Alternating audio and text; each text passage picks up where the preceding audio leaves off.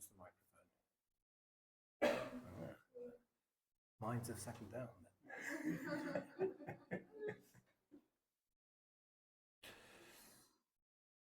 Students, there are these 5 courses of speech that others may use when they address you. Their speech may be timely or untimely, true or untrue, gentle or harsh, connected with good or with harm, spoken with a mind of loving kindness or with inner hate. When others address you, their speech may be timely or untimely. When others address you, their speech may be true or untrue. When others address you, their speech may be gentle or harsh. When others address you, their speech may be connected with good or with harm. When others address you, their speech may be spoken with a mind of loving kindness or with inner hate. Herein, students, you should train thus. Our minds will remain unaffected, and we shall utter no evil words. We shall abide compassionate for their welfare, with a mind of loving kindness, without inner hate. We shall abide pervading that person with a mind imbued with loving kindness, and starting with them, we shall abide pervading the all-encompassing world with a mind imbued with loving kindness, abundant, exalted, immeasurable, without hostility, without ill will. That is how you should train students.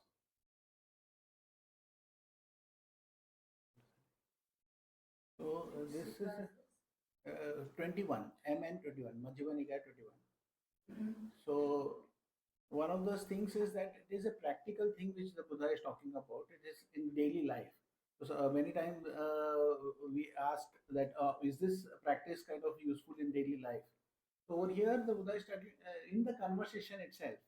The conversation, they can be harsh or they can be timely, untimely, truthful, not truthful, for your harm or for your good, whatever. So that conversation is going on. So at that conversation, what they are doing is they first see what is the feeling which is there. If it is the feeling of mettā, then first they send it to the person who is there, and then to all beings in all directions.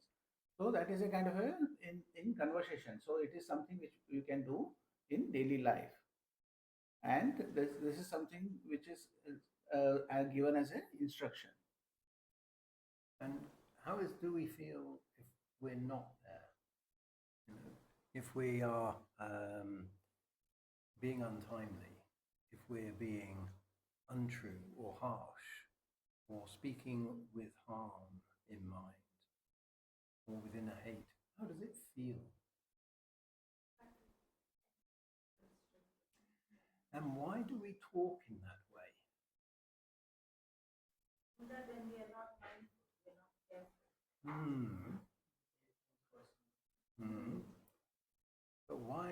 Why am I engaging with you in the way that I am?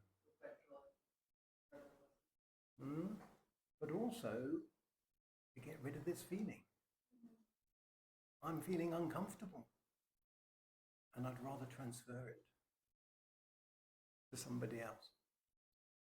And what have we learnt in the meditation?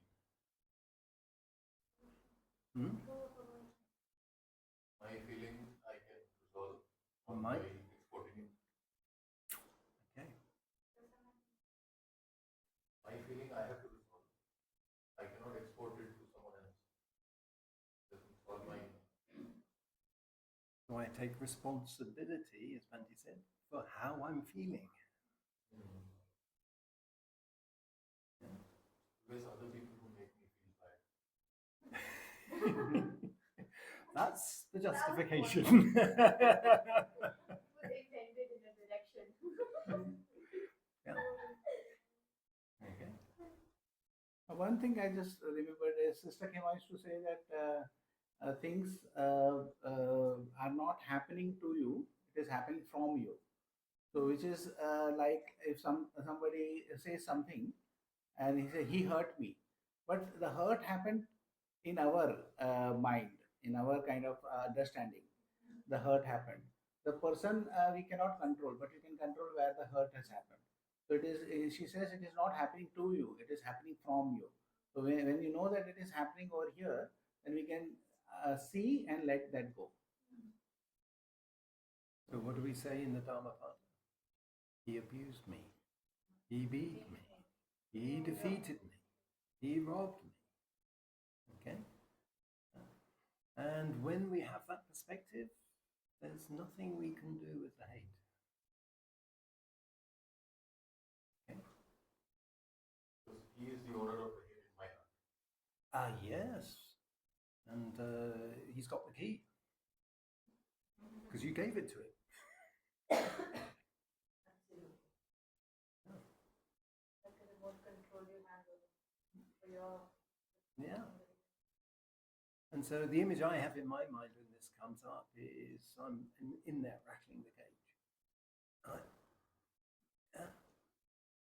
And I don't realize the key to the door is on the floor behind me. Because I'm so engaged with rattling the cage.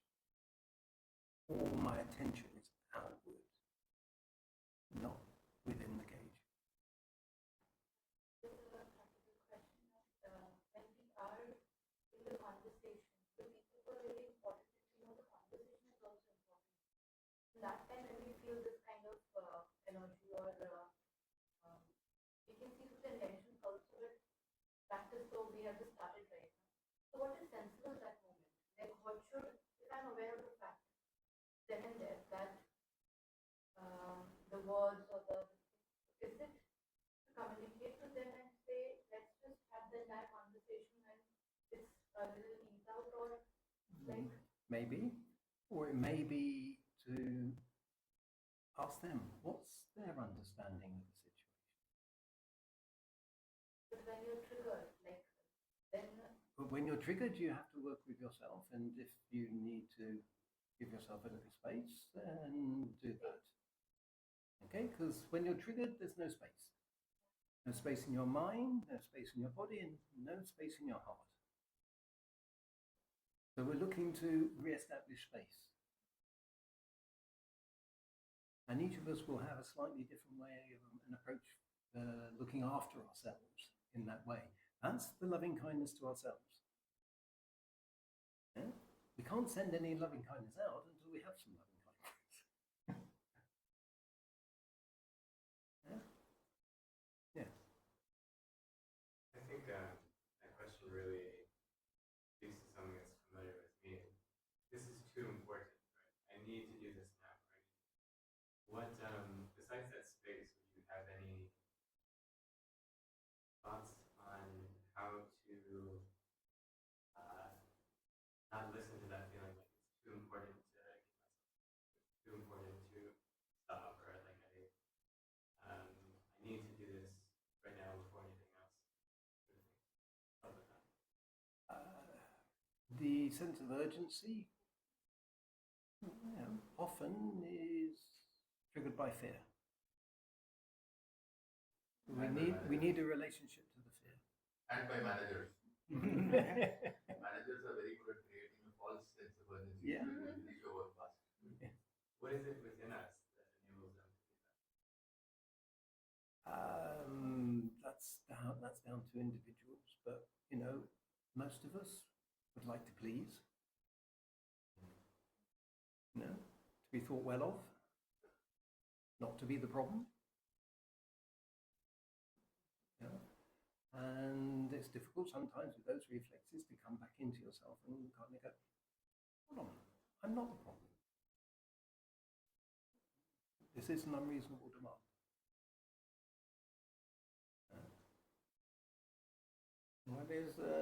What I would say is, if you know where your attention is, then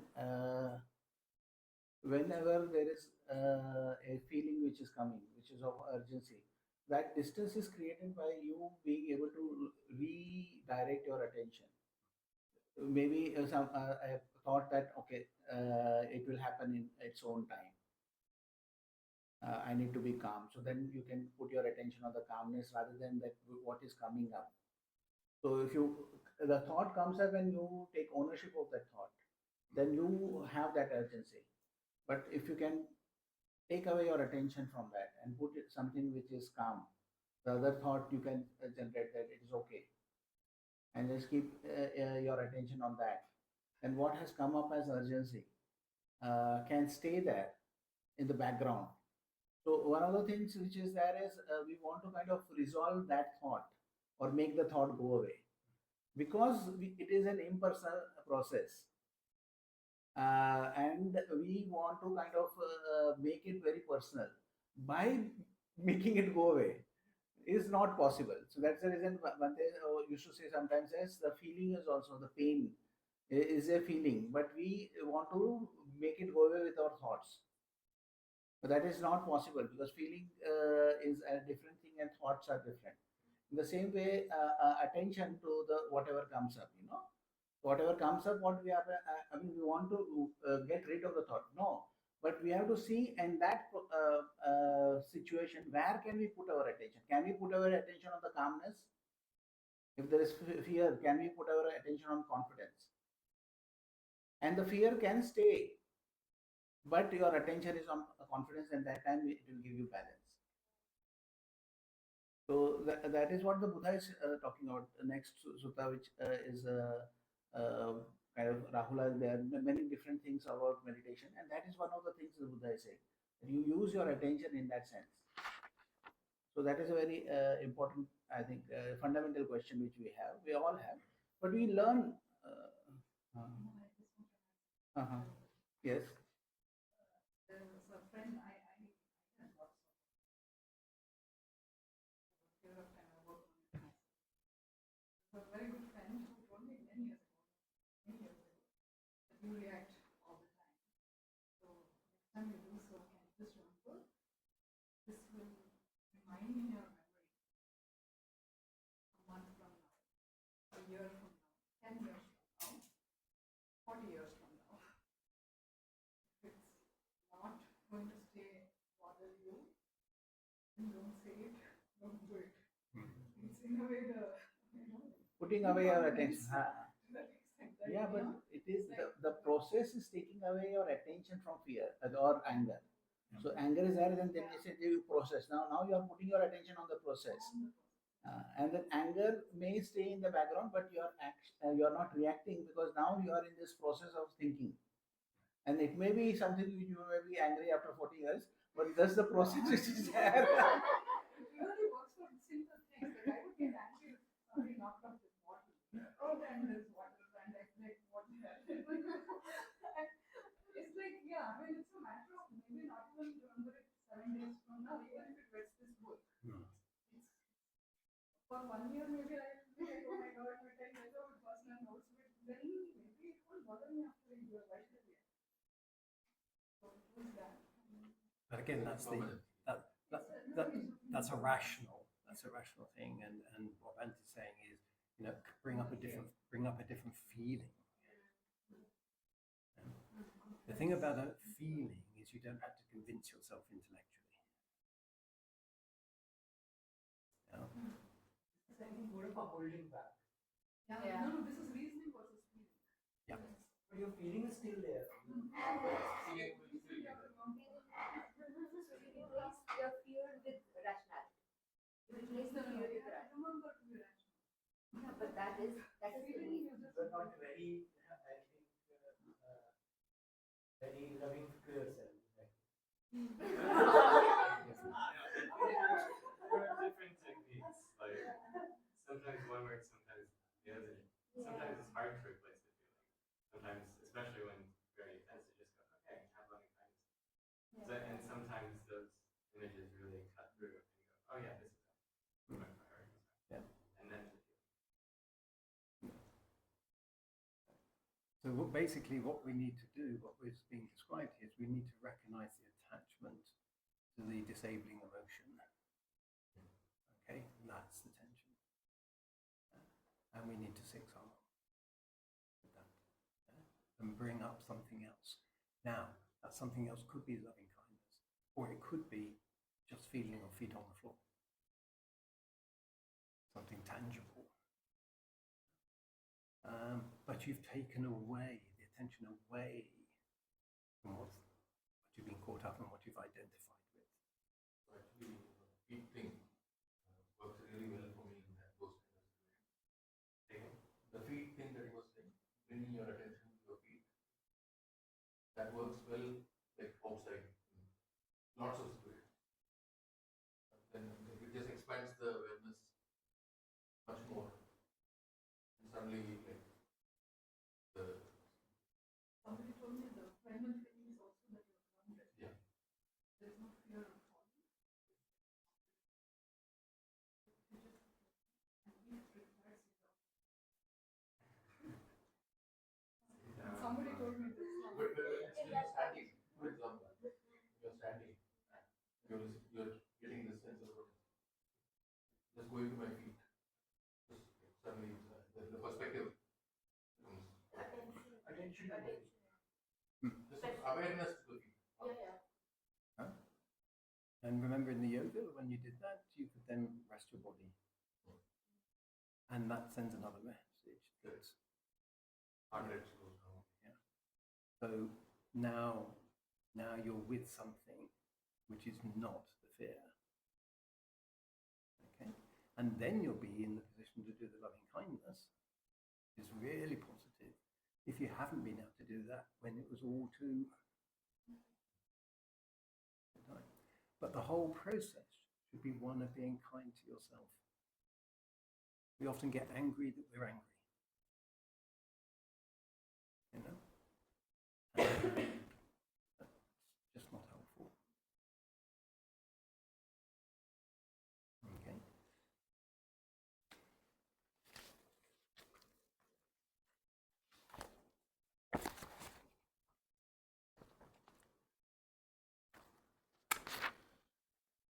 Okay, here we are. Now, in spite of that,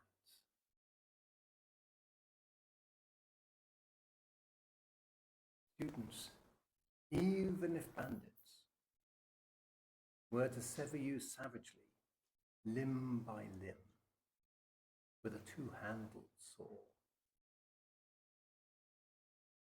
any student who gave rise to a mind of hate towards them would not be carrying out my teaching. Herein, students, you should train thus. Our minds will remain unaffected, and we shall utter no evil words. We shall abide compassionate for their welfare with a mind of loving kindness, without inner hate. We shall abide pervading them with a mind imbued with loving kindness, and starting with them, we shall abide pervading the all-encompassing world with a mind imbued with loving kindness, abundant, exalted, immeasurable, without hostility and without ill will.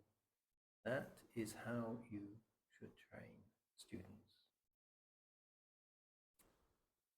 So what's your initial reaction?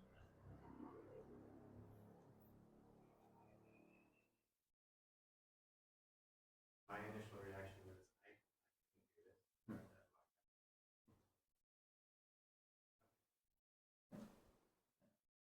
Feels impossible?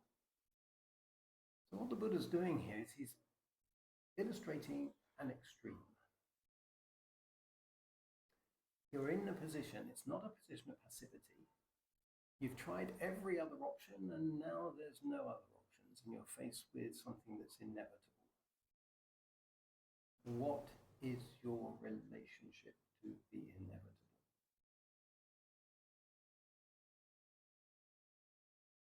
Okay? Because if we are anything other than this, who are we harming? There's no other action we can take now. It's just a question of what our state of mind is.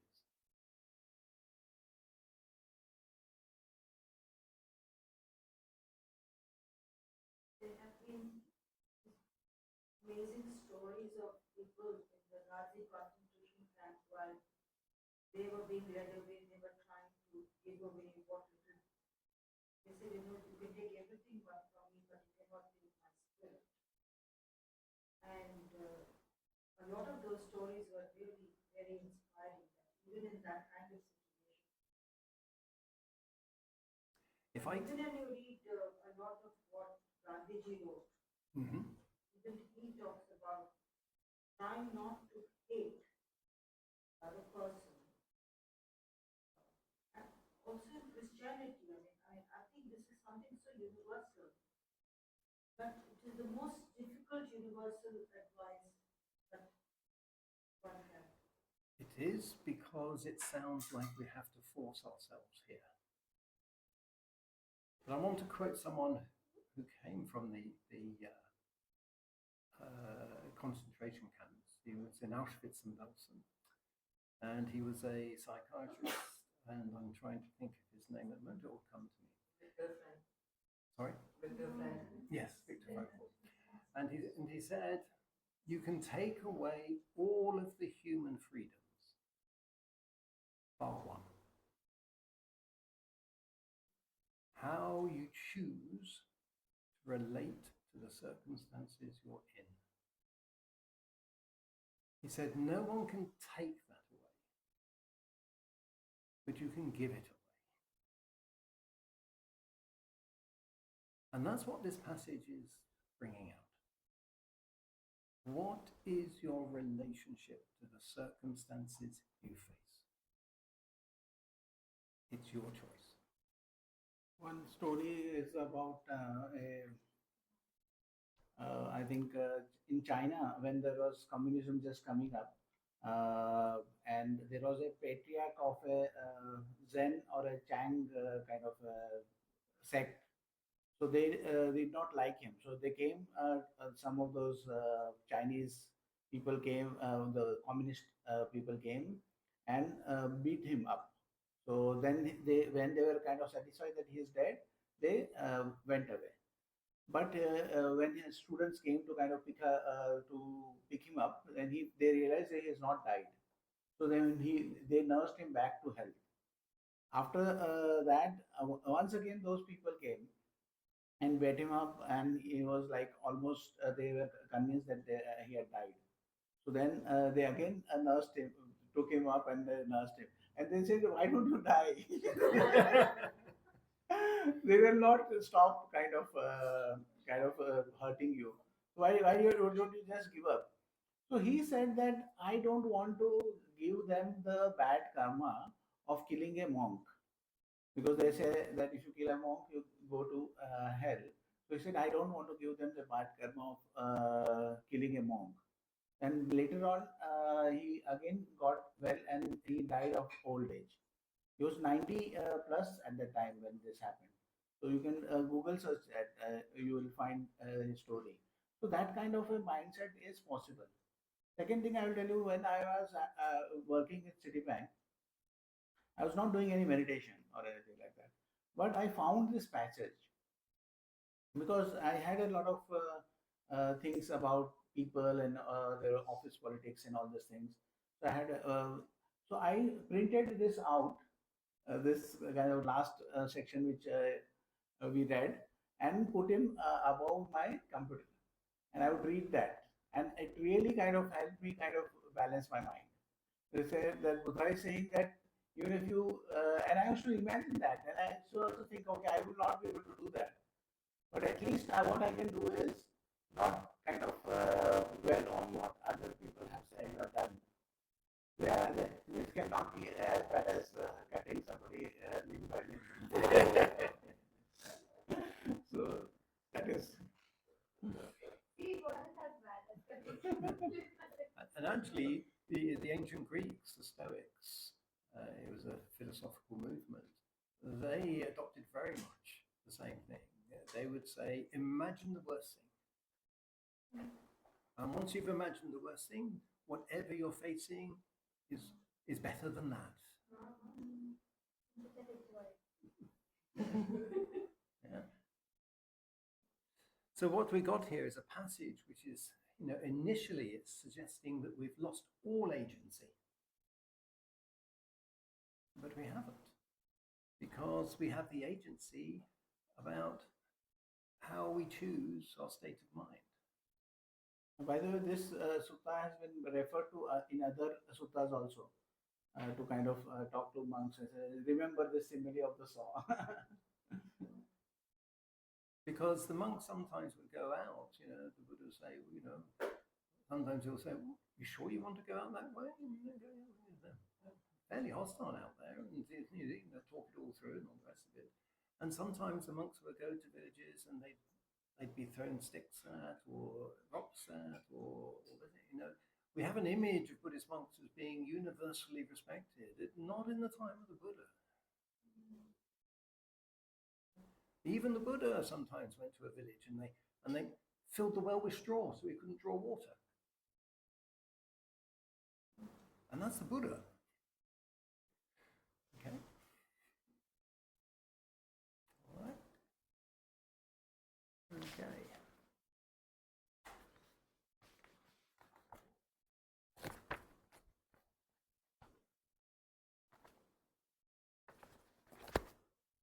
I think we should this part also. Okay. Students, if you keep this advice on the simile of the saw constantly in mind, do you see any course of speech, trivial or gross, that you could not endure? So the Buddha is saying that now if you keep this in mind, is somebody saying something move your mind? It cannot. So this is a way of kind of using extremes to kind of balance the mind. No venerable sir. Therefore, students, you should keep this advice on the simile of the saw constantly in mind. This will lead to your welfare and happiness for a long time.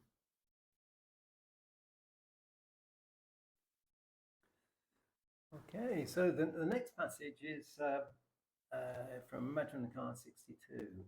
It's the greater discourse of advice to Rahula. And Rahula was the Buddha's son. Okay. And this was given to Rahula. He was about 18 and he was due to go out and start to wander and be a mendicant. And this was the Buddha's advice about what he might encounter. Okay.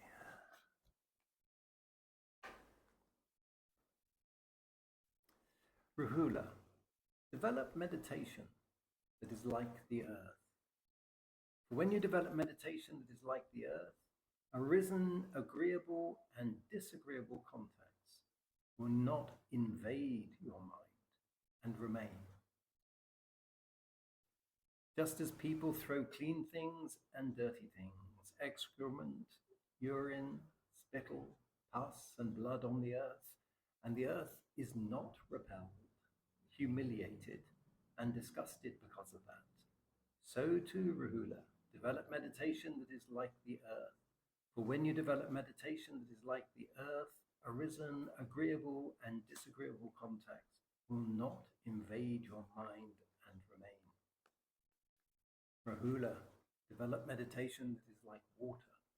For when you develop meditation that is like water, arisen, agreeable, and disagreeable contacts will not invade your mind and remain. Just as people wash clean things and dirty things, excrement, urine, spittle, pus, and blood in water, and the water is not repelled, humiliated, and disgusted because of that, so too, Rahula, develop meditation that is like water. For when you develop meditation that is like water, arisen, agreeable, and disagreeable contacts will not invade your mind and remain. Rahula, develop meditation that is like fire. For when you develop meditation that is like fire, arisen, agreeable, and disagreeable contacts will not invade your mind and remain.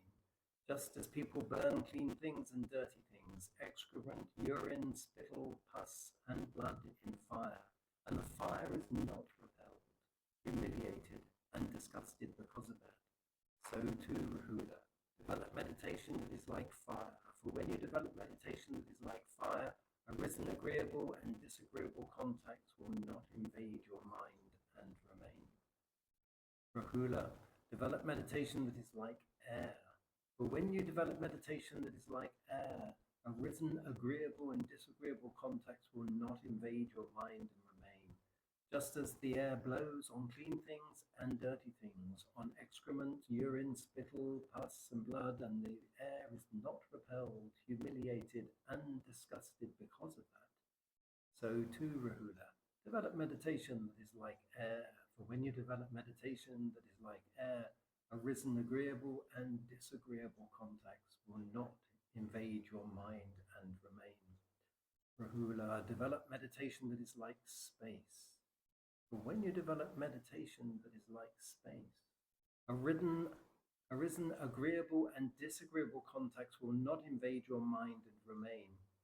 Just as space is not established anywhere, so too, Rahula, develop meditation that is like space. For when you develop meditation that is like space, arisen agreeable and disagreeable contacts will not invade your mind and remain. Rahula, develop meditation on loving kindness. For when you develop meditation on loving kindness, any ill will be abandoned. Rahula, develop meditation on compassion. From when you develop meditation on compassion, any cruelty will be abandoned. Rahula, develop meditation on altruistic joy or sympathetic joy, mudita. For when you develop meditation on mudita, any discontent will be abandoned. Rahula, develop meditation on equanimity. For when you develop meditation on equanimity, any aversions will be abandoned. Okay. So here's the substitution. We feel ill will, we come back to the loving kindness. We feel cruelty, we come back to compassion. We feel discontent, we come back to the sympathetic joy. Okay. We feel aversion, dislike, come back to equanimity.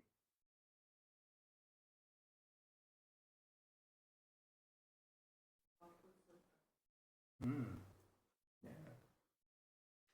There's a lot of advice in this one, but this is particularly clear. Okay? If we think of the qualities of the elements, it gives us an image and then maybe a feeling of how our relationship should be to whatever's coming up.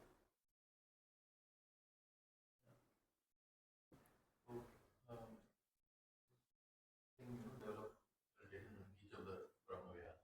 But for me, the beginning it was, I would say, mettā kind of a feeling with it. I did a lot of months of daily 1 hour on this. Then I came to quiet my equality. Kind of thing. I've been doing that. So I have not done, let's say, on compassion and maybe also joy. How should I treat this? Because from the instruction perspective, I'm feeling what is there doing that versus, Well, loving kindness is a great place to start. Yeah. Because even if you're feeling discontent about something, loving kindness towards yourself is extremely helpful. Yeah. And then, just like initially, we have an image of the loving kindness, we can have perhaps an image that we associate with sympathetic joy. Yeah. To connect to that. Maybe you remember a time when you were very pleased with someone else's success or well-being or whatever. And then connect across that. the thing is more from a practical consciously do that. One thing I'll tell you, when Bhante talked about when he was at the time when his mother was passing away. They were in a hospital, so there was a lot of people who were there. So he was practicing equanimity for himself, and he was radiating equanimity. But as soon as the news of mother passing away came, there was a lot of kind of emotion in the family. There was a big family which was there. There was a big family. Then he saw that this emotion had changed to compassion. Then, but they said, then I kind of let just the compassion go. And then he realized that everything kind of calmed down after some movement. But they said that this feeling Brahma Vihara or Metta has its own intelligence, I say. So it is actually Brahma Vihara. It has its own intelligence. So just trust it, and you will know what is radiating at that time, or what emotion is there. It will come.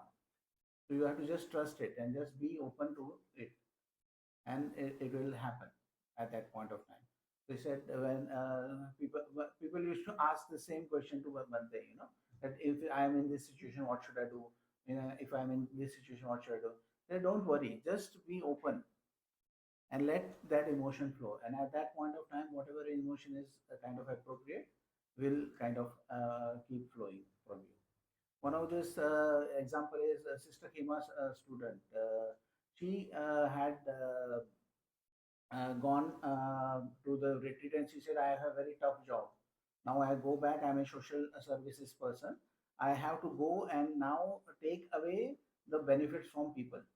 So they have to go to each house, tell them that your social benefit which is there is being stopped by the government. So you will not be receiving the check from the next month. And this is a signature you have to do, and all these things that you have got that information. So she would be kind of crying when she came back, and her boss was over there to kind of console her every time. So she did that, and Sister Kema said, just have this thing open. Then when she went to one of those places, she had this heart open, and it was compassion which was coming out, and she was full of compassion. She told the person, she did not react. She did not cry or fight with her. I said, I understand the situation. I know that this is out of your hand also. This is a government thing. I will manage my life. And then she kind of, whatever she had to do, work, paperwork, she did that paperwork, and she came back. And when she came back, her boss was ready to kind of console her, but she was okay, because then she said this whole process went so kind of organically, that she did not feel kind of distraught or emotional about that situation. So certain times you have to just kind of allow that feeling to go and be. One of the thing I remember now is Bhante Vimanam's student. So he would say that whenever he's in office, there is somebody who comes and fights with him. So when he said after doing the retreat, he said, just go and do this. He was reading this Kakacupama Sutta, the Simile of the saw, and then he went, and then he called Bante. He said, amazing thing happened to me, and one thing I don't understand. You tell me. So what happened? So I went to the office, and as soon as I went and I was opening the computer and started, this guy came about the project. He knows that I'm not there for 10 days, but he came about the project and started talking to me. What I did was I just sent him mettā and smiled, and I was just he was just kind of going on and on and on.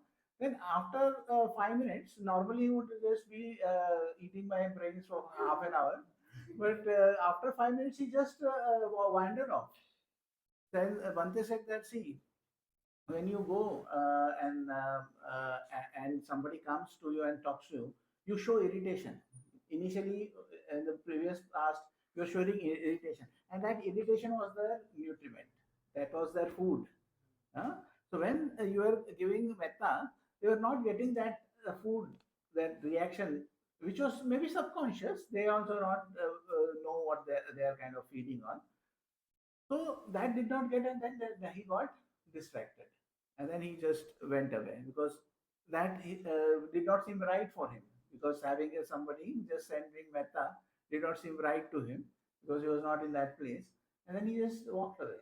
So that also works in that practical sense of the that just keep your heart and just send it, and see if sometimes it is needed, it will automatically come. Yeah. Equanimity is a state to be in, and mudita is a state to be in, or can you even radiate? Because I know that we can radiate the loving kindness and the compassion, but these two states can't be sent to another person. Not sending in that sense that you just have the intention that whatever I have, the feeling goes to. So all the four Brahmaviharas can be shared.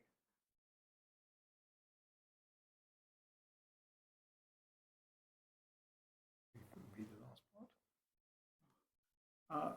I wanted to read another sutta. Yeah, that's fine. So there is this one sutta which I read, which is just for encouragement. Okay. So as I was talking about the eightfold path, the seven factors of awakening, this is a sutta is showing the whole path. Students, for a virtuous person means who is following the precepts. This is Anguttara Nikaya 11 dot no 10 huh? So this is Is this 10 too? 10.2. Sorry. Huh. I said sorry. No, no. I think it is 11 or 10. It's either 11 or 10. I can't remember. I think 11. Huh? I think 11. Vimala ji will read both.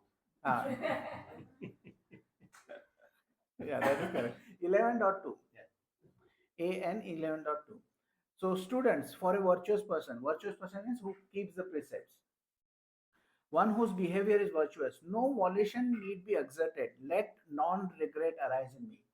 So, when a person is following the precepts, no kind of volition is required. No kind of thinking is required. Oh, non-regret should arise in me. That I should be in non-regret.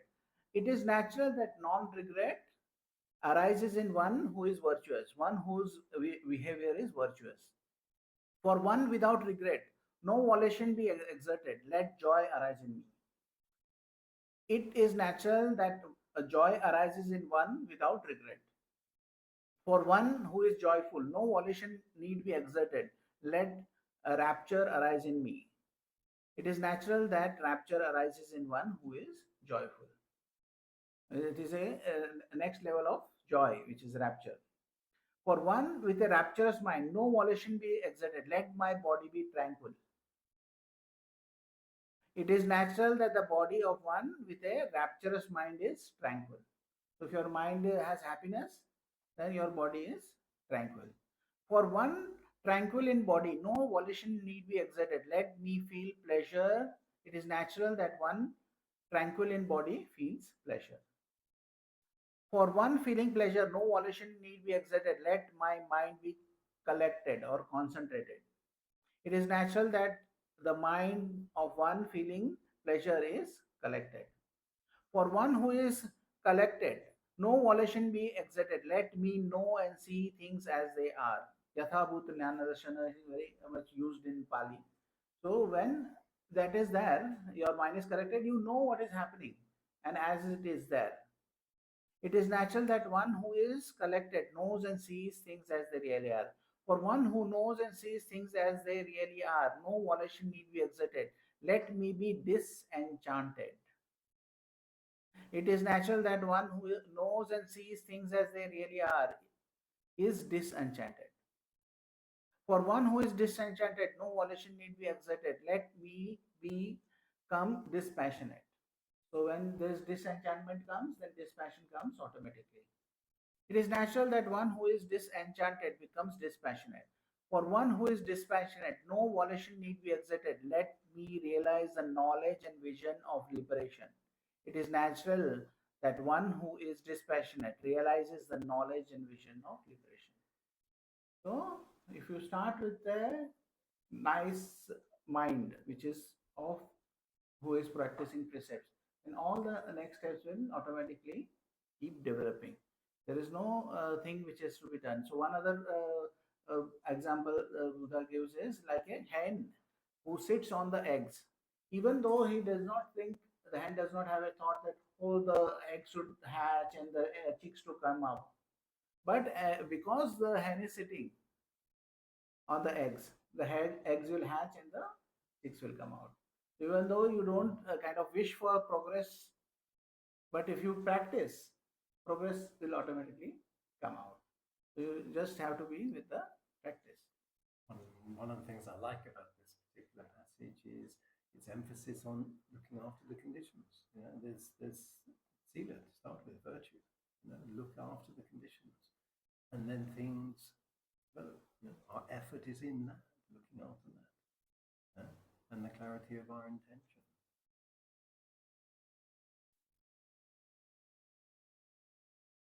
Any questions?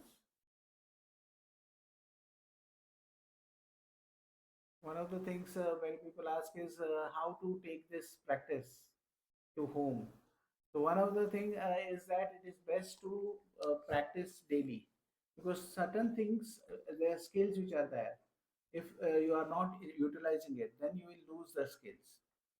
So if you take a morning practice, that would be best. Morning and evening, that would be the better. But if you want, then have a morning practice, because morning you can adjust the time. So one thing I recently found out was that I got up early, very early in the morning. So I was kind of tracking my sleep and everything. I had this app, so I was tracking. So they showed me two sleep cycles. They read did not have much sleep, but anything I said I'll just sit for meditation.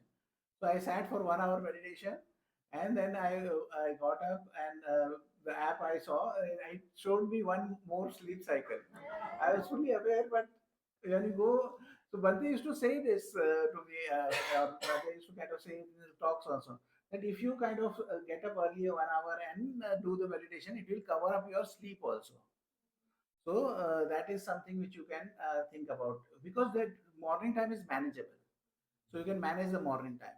So then one of the things you can do is get up early and sit for half an hour minimum or 1 hour, and expect this practice to be a little different when you are home. It may not be as kind of prominent, but you can, if you do it regularly, then you will see progress definitely.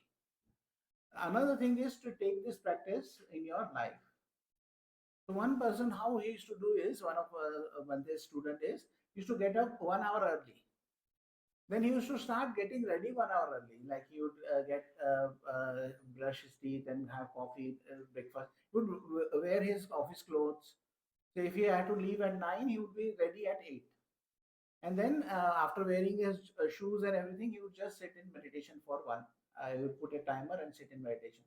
As soon as the timer goes, he gets up and he starts walking, but he stays in the meditation state. It's like walking meditation. So when he's going to the car, he's kind of radiating. When he drives the car through traffic and everything, so he stays in meditation and tries to be in the office also. So then he takes this meditation to his office.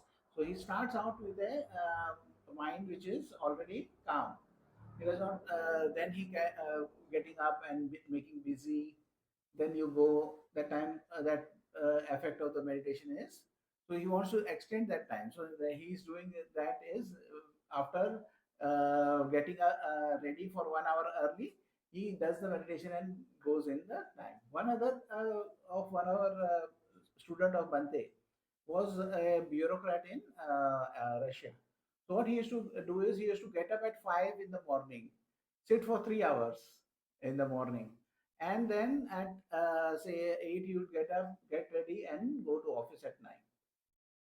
And he would do it every day. And when he come back in the evening, he would have a dinner with everybody in the family, and he would have whatever family efforts are there at the dinner he would resolve. And he would go to the bed by 9. He would start reading something. At 10 he would sleep. So any way what kind of helps you can do. There are many who are doing a job and also sitting for hour, 2 hours in a day. They get up early in the morning and sit for hour and 2 hours. So that can be managed as you want to manage. So whatever is there, but evening time becomes a little difficult, because what happens is we don't have control over evening time. Somebody may come up, some programs may be there, some outings are organized. So then it is not always possible. But you can do while before going to bed also. But they used to kind of advise just sit in meditation. If you feel sleepy, then just lie down and go to sleep. What I would say around the driving is just let the mind be wide. You need all your awareness. Okay. So one of the things I find very helpful with the driving is to be sensitive to the tension you hold your wheel and relax. And this very much tunes you in to your reactions as you're driving. This is a very helpful thing. Otherwise, we want to be able to respond immediately when we're driving. And sometimes, if we're caught up in not necessarily as we teach it, but as we sometimes practice, which is to get too involved in something that we're looking at, that's not helpful when we're driving. Yeah. And the other thing is when you sit, particularly if that's in the morning, if you've got an hour, sit for 55 minutes. Then if something comes up in your mind that you haven't done, you can let it go because you know you've got 5 minutes to sort that out. If you've got an hour and you sit for an hour, you'll just feel the tension around that. The tension that you've got to remember, and you've also got no time to do it.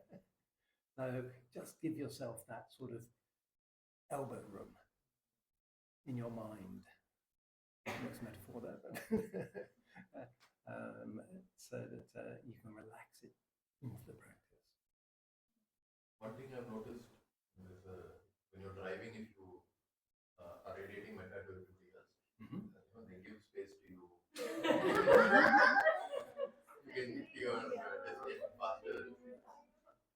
Bandevan said this happened in Indonesia because they are known for that traffic jams, no? So Bande was traveling with somebody, and then they found an opening and going, and they kind of found an opening and they could reach faster.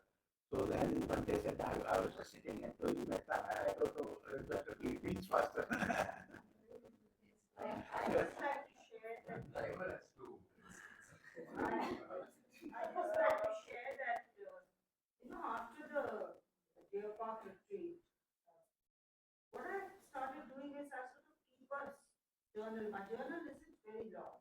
You can even keep it in the notes or something in your mobile phone. As to what are the things that came out of every day's meditation. And I found that very helpful. And that's how it started my twin journey notebooks. Because I find you can go back and then you can see the progress that you have made. Yes, that is an important thing. Yeah. So you can see that how your mind was thinking 6 months back or a year back, and then you can compare it because normally we don't know what is the incremental changes which is happening. You can come to all the twin retreats.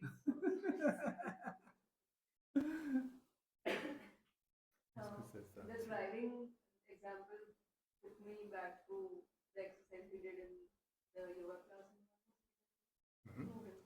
Yeah. And that was very powerful last time also.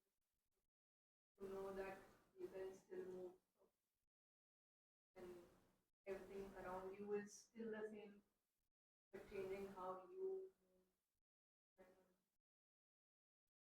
And although I didn't mention it at the time, it's also a good model of your brain.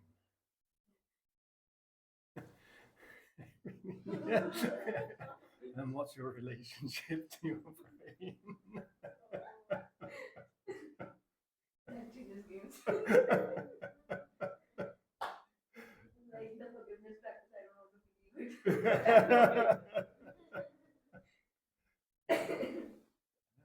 You don't have to believe it, you have to do it. That is what.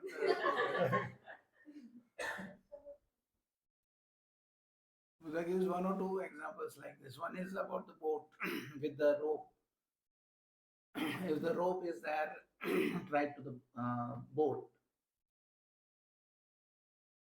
then the wind comes, the rain comes, then the sun is there, and the the rope which is there will become weaker and weaker. You cannot say this has become weaker in 1 week, this much weaker in a month, this much weaker in 2 months, but the rope is getting weaker, and the constant heat and this thing.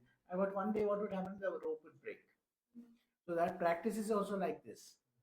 You keep doing your practice. You cannot say this much amount of progress I have made in a week, this much I have made in a month.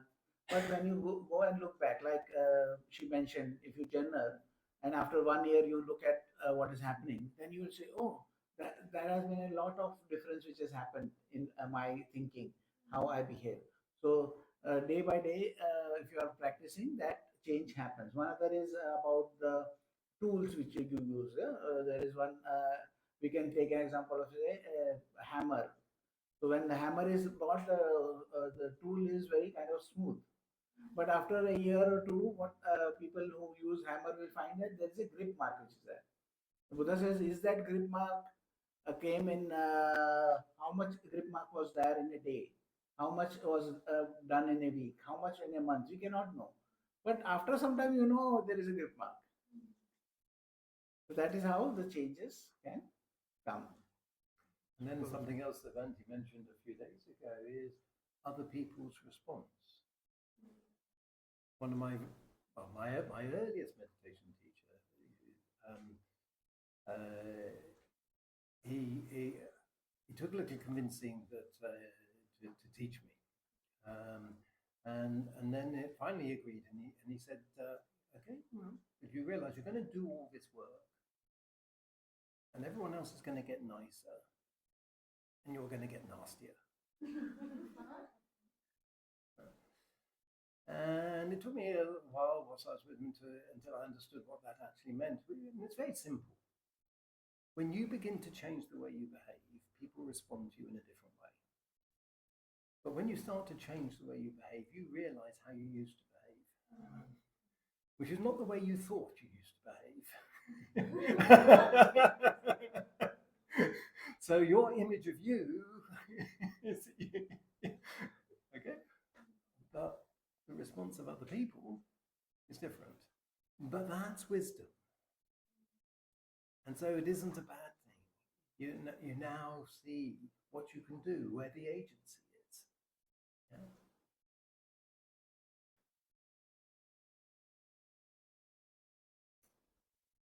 Around Sutta yoga, if we practice daily, how much time do you think one should try to take out for yoga practice? Well, there's just like in the meditation, there's formal practice, and there's every movement in daily life. Every movement in daily life can be energetically based.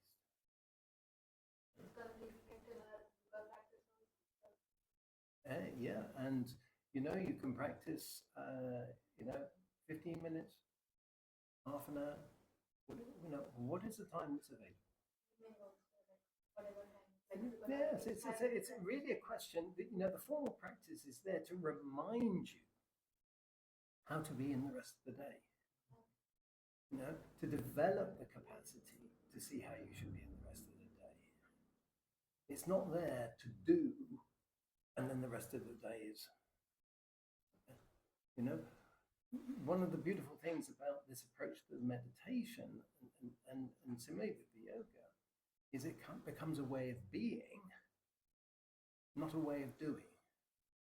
If we feel we have to do our meditation all day long, then it's just another task on top of everything else. But if we see it's a way of being whilst we're doing things, then it's something quite different.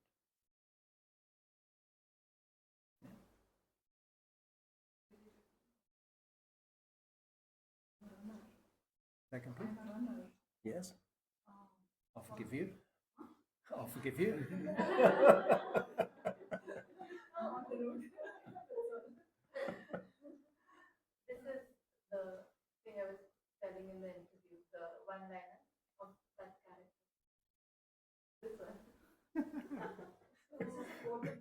I'm just channeling. Don't worry. Hopefully they don't reach there. It's just gave us a portable was very interesting. But maybe tomorrow morning, I did run to the beach the other day. I thought I feel it should be possible to run with the flow, Yes. which is a piece. I have realized it even at home. Yes. You can run longer. Yes. long time. Absolutely. Yeah. Try to run with. But the question is more on there is a belief or a school of thought that you need to put tension on the muscle, which is how strength and core workouts are designed.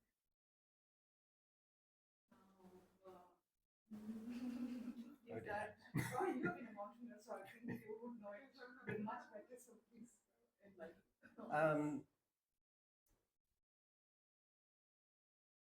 Within yoga, there's different styles of yoga develop different styles of muscle. You know, you have type 1, type 2, and the rest of it. And generally speaking, what you'll find is that, you know, the sort of yoga that we've been doing here develops long, narrow muscles. But it's not that they're not strong. Okay. They also develop the basis of the oxygen supply to the muscle is different. It's through the mitochondria rather than through respiration. Okay. That's what builds the stamina. Okay. There's a whole lot of analysis of this that's gone through. But there's a way of running which is entirely energetic, and it's still practiced in South America with certain tribes who travel long distances barefoot in their approach. If I'm foolish enough, I'll try and demonstrate it tomorrow. But there's a book called Born to Run. That's the one. Born to Run. Okay. Which is on that track. Okay. Well, I think there was a book in the 90s or something that might have been called Chi Running or something like that, which might be something similar. But Born to Run is kind of a documentary on this. Oh, is it? Okay. I'm not familiar with that. I have that book. Okay. I was also, I used to use an app Active when I was doing my marathon. Once I trained for marathon. He gave me the same steps which you did for walking. In my energetic center, be slightly pelvis in the front, and the shoulders should be relaxed. Okay. But I find it very difficult at that time to do it because since he was audio coach, so I can get the instruction but don't know how to do it. Basically, what I realized that the way you instructed and demonstrated it, I realized that at that time I was doing wrong. Okay. Well, so when I was now walking and all, I am trying to use it along with whatever he used to say, and I can find the same technique being used there. So I think a lot of runners, especially the professional ones, they use this method. Okay, because there's no heel strike. That's obvious. Yeah.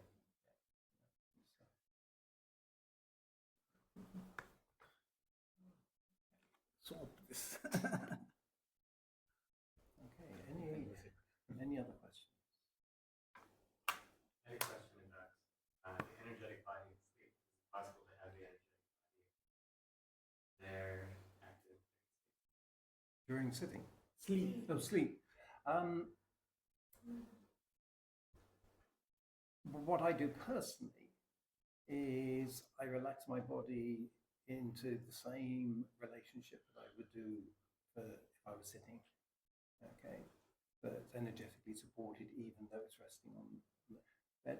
And what you'll notice when you do that is that you become aware of the equilibrium between the body pushing down and the body pushing back. So rather than you resting on the bed, you're being supported in a dynamic relationship.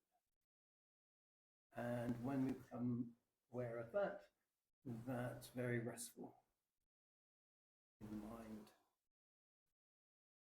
When we're slumped into the bed, it's like we've got no support other than what's being provided by the bed. But this is different. This is a dynamic relationship. Do you have any pointers to be able to? Does that make sense? Where do you find when you do that? You find that there's that balance between that support and your own. Where do you find that there is more? What's different in your own body between not being supported and being supported?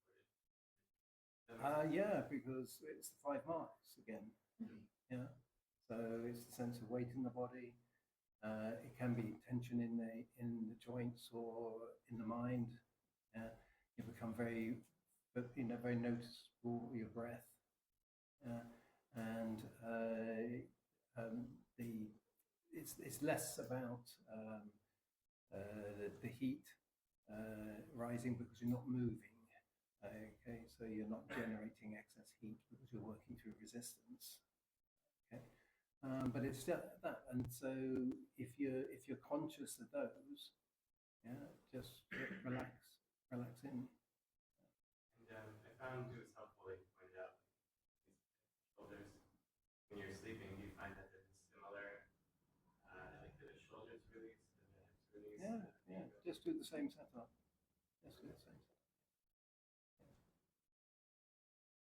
You know, we often go to bed carrying a lot of tension, just from the day. So the invitation is to do something different. You sleep well. What I notice is I generally sleep about 5 hours.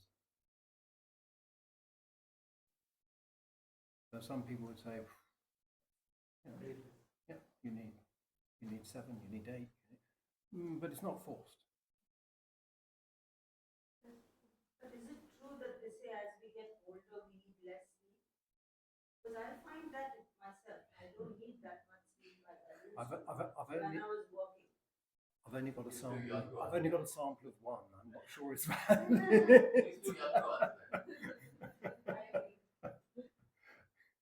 I can only speak from personal experience. Sorry. But I've heard this a lot. People saying that in old age people, but I think it would depend on people, person to person. But the kind of it seems the research seems to be that you should have 8 hours of sleep. But they did a survey of all the kind of sleep researchers, and they were sleeping 5 hours a day, 5 hours a night. So they were advising 8 hours, but they themselves could not follow the advice. That is also a kind of a reality. If you can, then you should. I think. Yeah. If you look at the literature, and I mean literature in the terms of descriptive writing of the period pre-industrial. Certainly in Europe, they talk about first sleep and second sleep, and there's a period of waking in between, which might be 1 to 2 hours. So, pre-industrial revolution, artificial lighting, forced working periods, not working with dawn and dusk and such like. It was natural for the body to go to sleep in two periods. So neither of those would have been much more than about 4 hours, I would have thought, or 5 hours. Okay, so I'm not sure what that adds to it, but it does suggest that the sort of you must have 8 hours is just an opinion. It's not necessarily what we naturally need to do. If you meditate at night, for instance, because we have very early dinner, so meditate at night, I find that you sleep extremely well, and you wake up, it's very fresh. You don't need an alarm, you don't need anything. Well, Bhante Vimranse used to have some advice around So he would say that you can make determination to wake up at a time. I know, I heard That, it in one of the videos. yes, in the one of the videos. So he would always say that that is something which you can try to do. Like you say that tomorrow I'm going to wake up at say 5. So say I'll wake up at 4:49 or 4:49 or 4:59. I'll wake up at that time, and then you keep the alarm for the normal time, and then can you wake up before the alarm rings, and you see the time. If you can hit that time, then change the time. So if you What can, happened all these 10 days with me? okay. I put an alarm for 4:45 and I was up at 4:30 every day.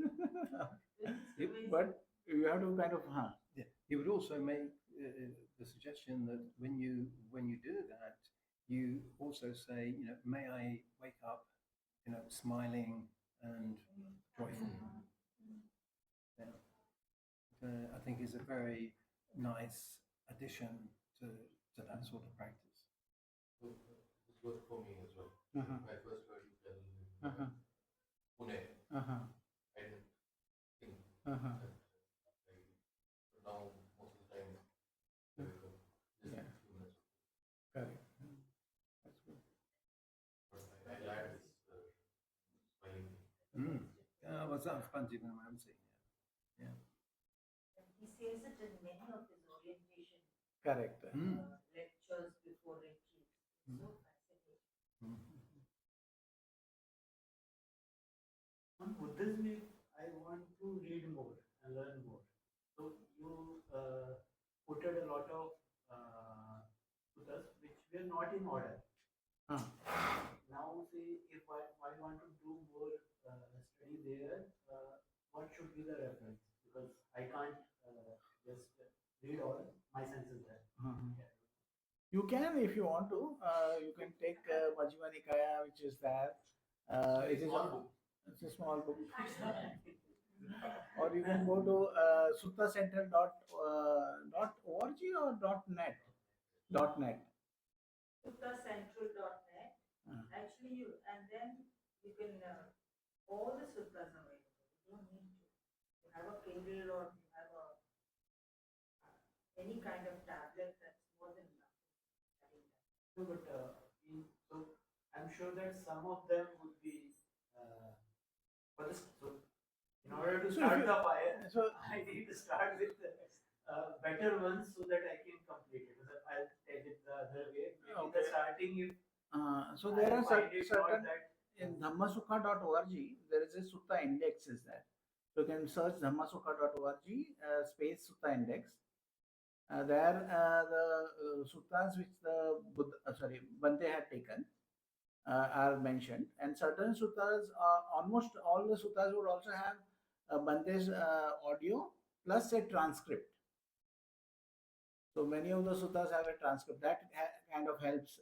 Sometimes if you want to, like she mentioned, you can hear and read also what is happening. And then listen to a commentary. I started my sutta reading under Bante's guidance.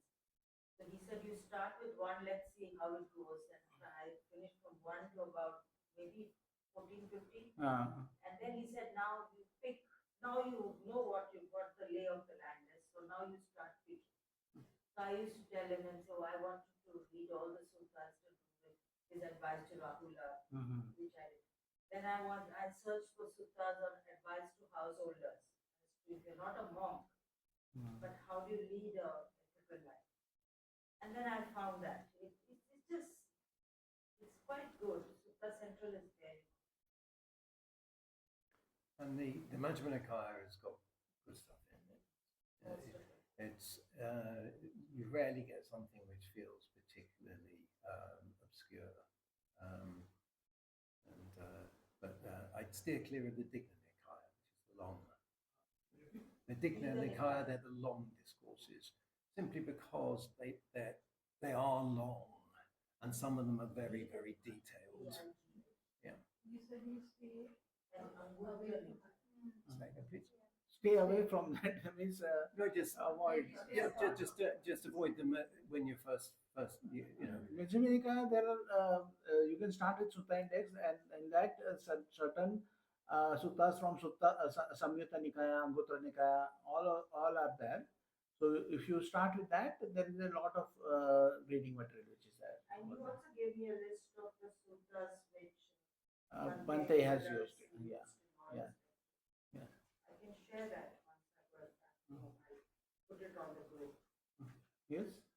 I found that Kakacupama's in the Buddha's words, an anthology of Buddhist suttas, Okay. starts from the most relatable, perhaps, Uh-huh. and relevant to newcomers, goes through. So that's a helpful one. Okay. You repeat it Oh, again? yeah. In the Buddha's words.